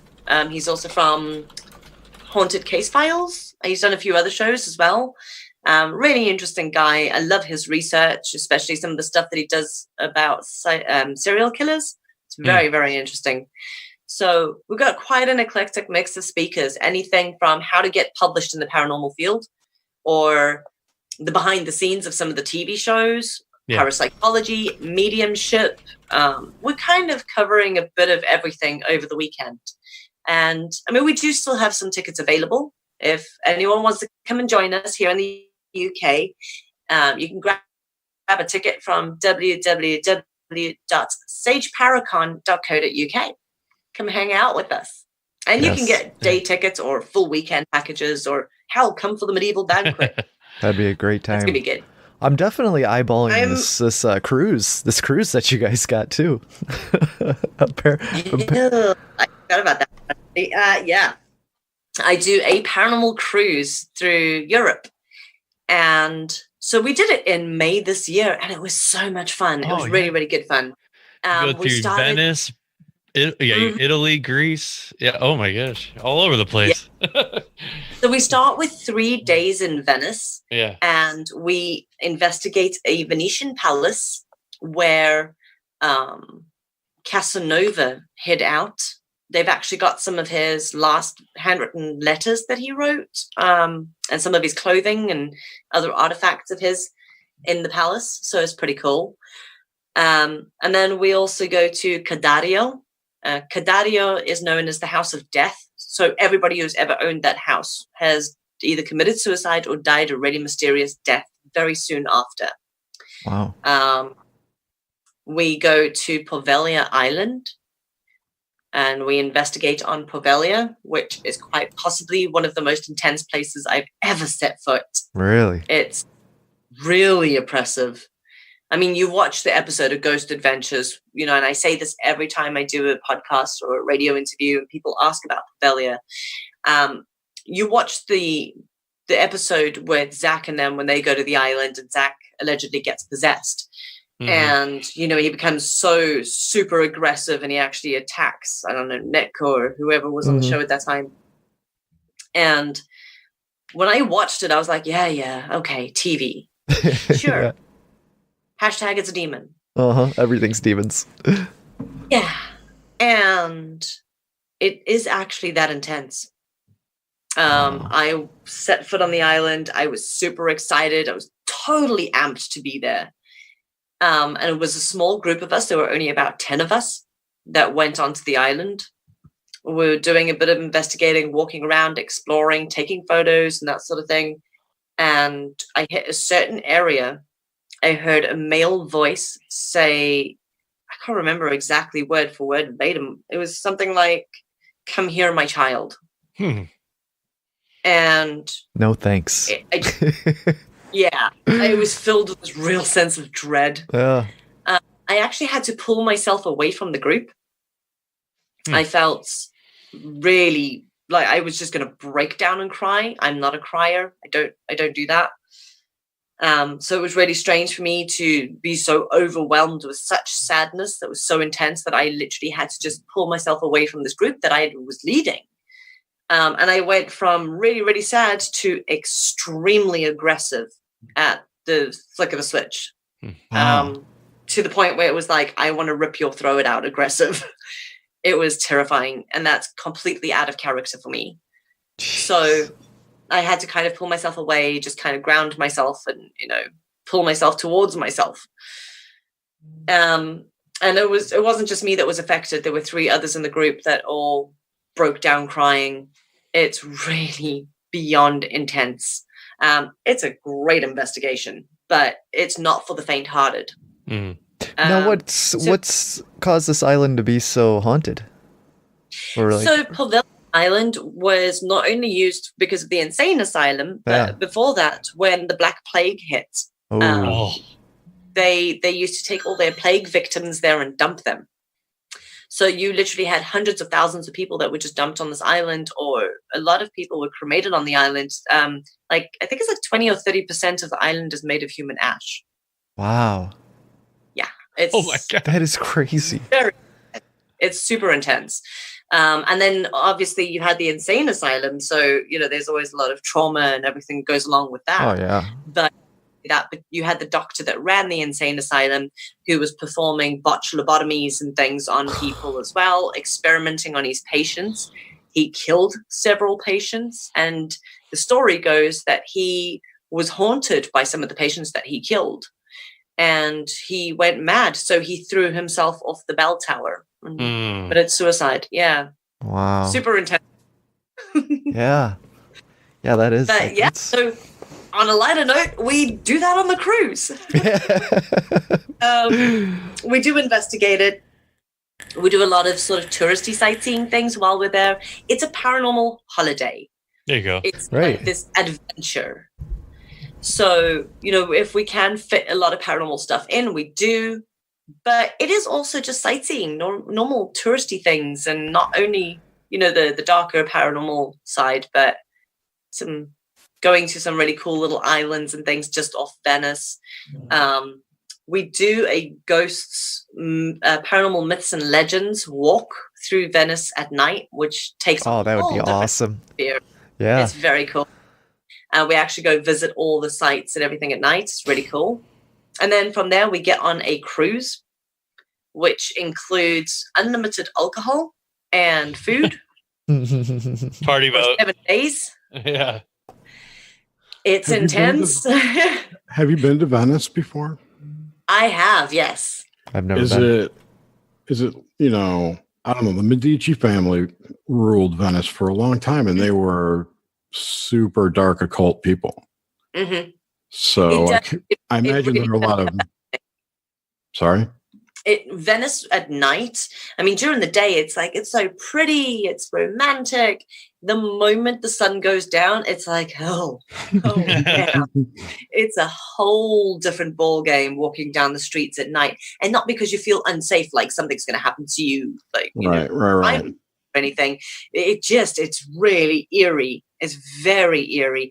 And also, you've got to think that there are so many reports of water that acts as a conductor for spiritual energy, for all sorts. Exactly. So it's all water. The whole underneath is even water. So you're really everything. And it's all salt water. It's brackish water, isn't it? Yeah. Brackish. So it's it's pretty intense. Yeah. which is neutral. I would think the brackish water is neutral or less energetic, something like that. I don't know what it is, but it's different from seawater or It lake is. water. So Yeah, definitely different. But you I might mean, it get is two still. I was going to say you might get two different types of energies Mhm. clashing there because of that. It definitely is a strange atmosphere. There is a very strange energy about Venice, especially there's a certain island that's just off Venice, which the whole island is a cemetery. And around that side of Venice, Sounds on like the that Italian. area, it's very intense. But it's a cool place, so I'm looking forward to going back. The cruise stops. The next stop is Bari, Italy.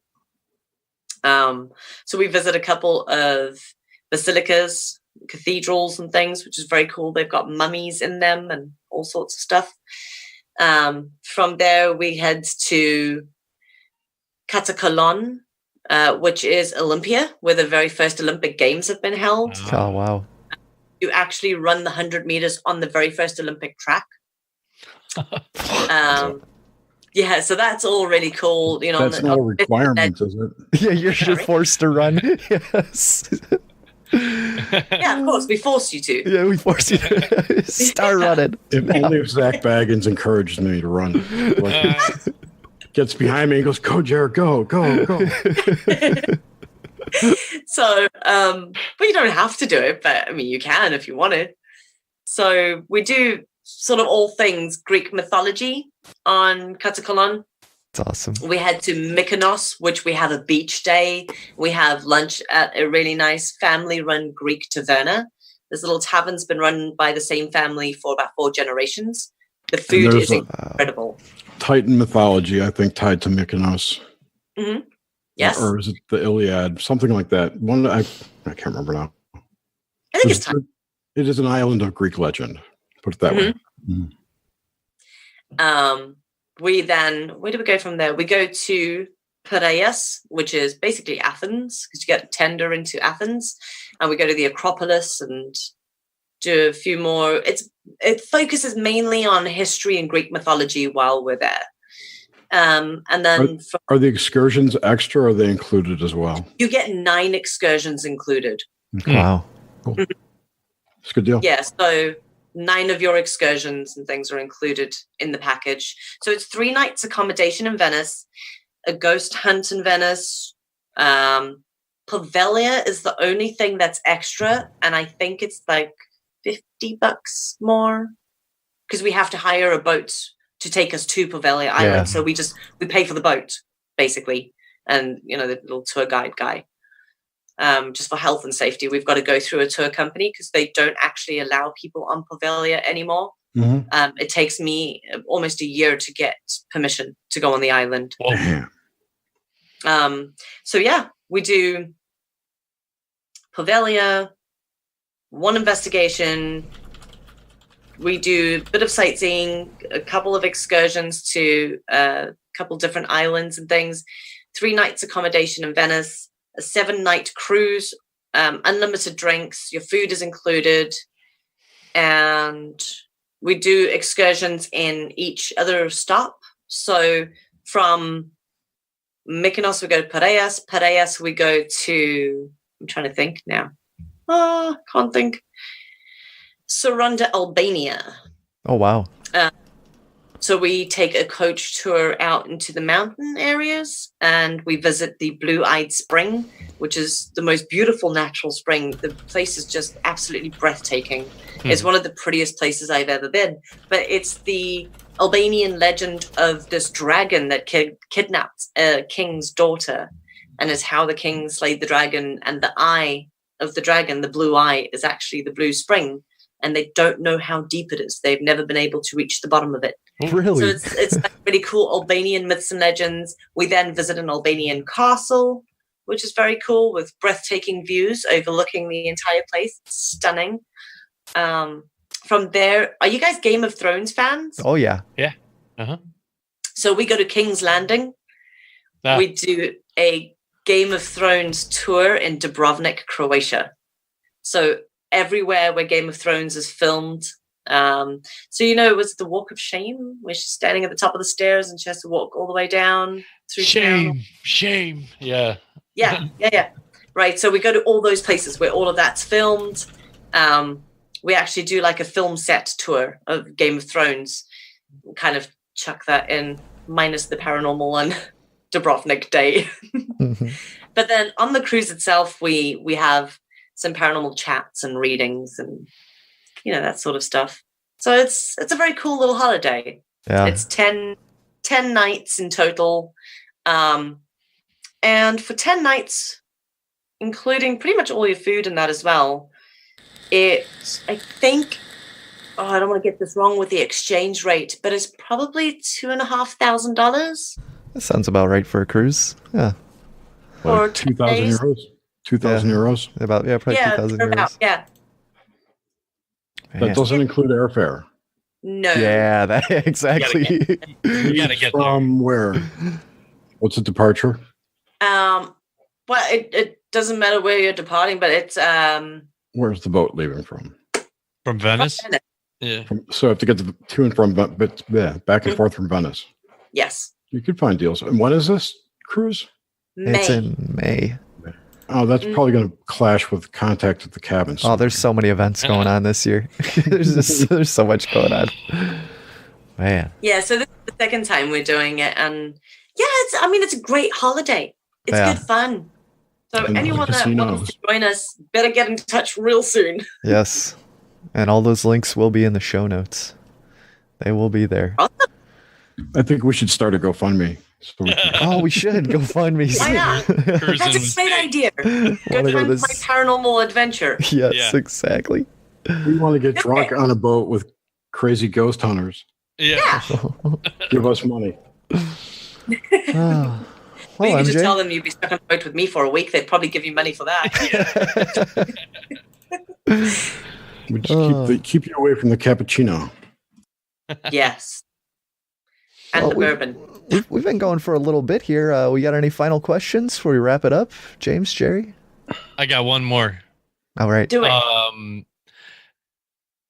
Paranormal animals. Is there you ever hear of any stories with like dogs, cats, weird birds, why hasn't anyone ever seen a ghost of a fucking dinosaur? That's a great question. Very sneaky. God, I love this question because I can give you a little bit of insight into it. So I do actually have I have some recordings of horses, and where you can hear these EVPs of like horses and things and other animals. Wow. So basically, you will always find animals where there is human interaction, where there is a human bond. So if you have a dog and that's your baby, you that dog's going to stick around. They might, when they cross over to wherever, they might be with family members on the other side. So when your family member comes through, then I will see the dog with them, or the bird, or the cat. Oh, wow. But it's where there's a relationship, where there's a bond. So dinosaurs don't have a human bond. So sorry. Yeah. Man. Oh wait, I just saw a picture of Jesus holding a baby dinosaur. That was fake. Is totally it one that real. breathes fire? Because like it's his pet. I'll send you a copy of it. It's really cute. Yes, please. Because that makes me think of you were talking about like these residual, let's say the residual haunting thing or whatever. So that makes me think maybe stuff like that just burns out over time. It burns out over time. Yeah. Absolutely. I completely agree with that theory. Mm-hmm. That's all I could think of as far back as dinosaurs. But that's.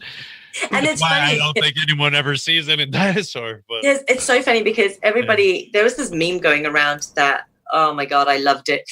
And it said something about how come it's always a woman in a Victorian dress? Why isn't it somebody at 3 a.m. going, Britney, bitch? And it's like, well, no, you do get those. Yeah. But yeah. So, well, guys, it's been awesome chatting with you. This has been awesome, MJ. Thank you for coming on. Fun.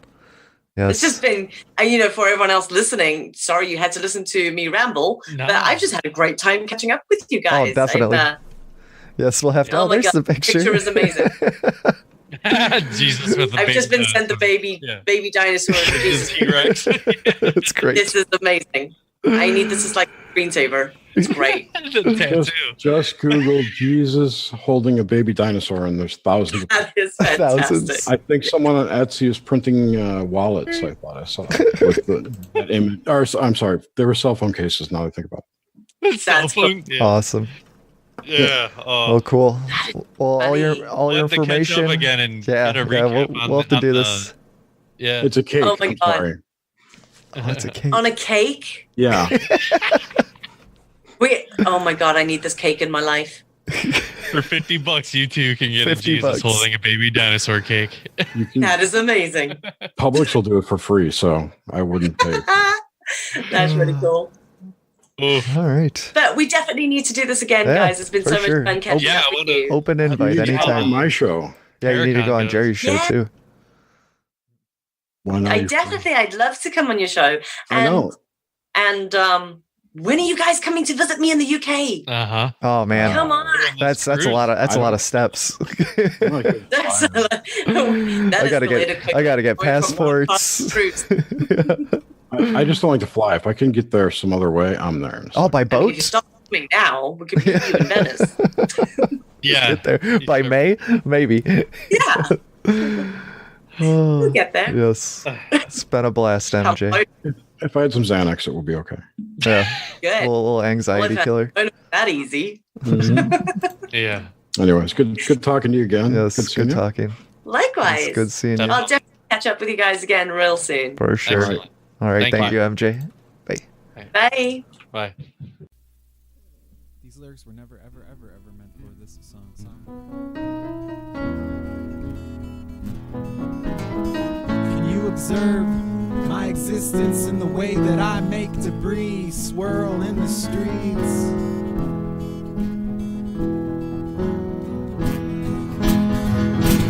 What is it that inspires us to go left instead of right at that fork in the road?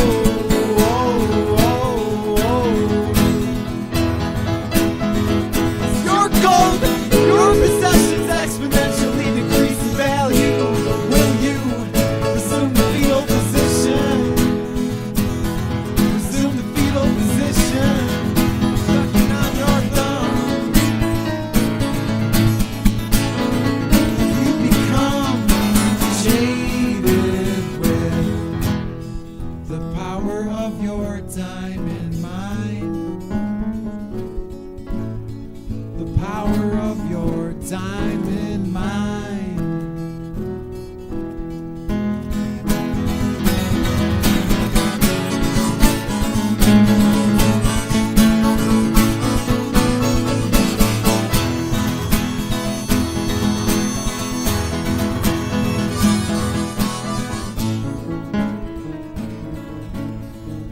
You become jaded with the power of your time and mind.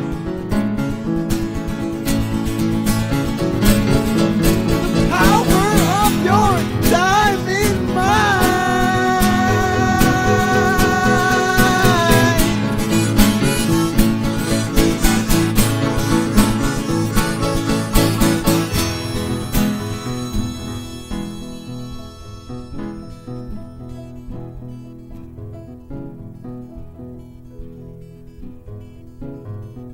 Gonna catch a Greyhound bus down to Tennessee to go see the king. Get these questions answered while my heart is still thumping.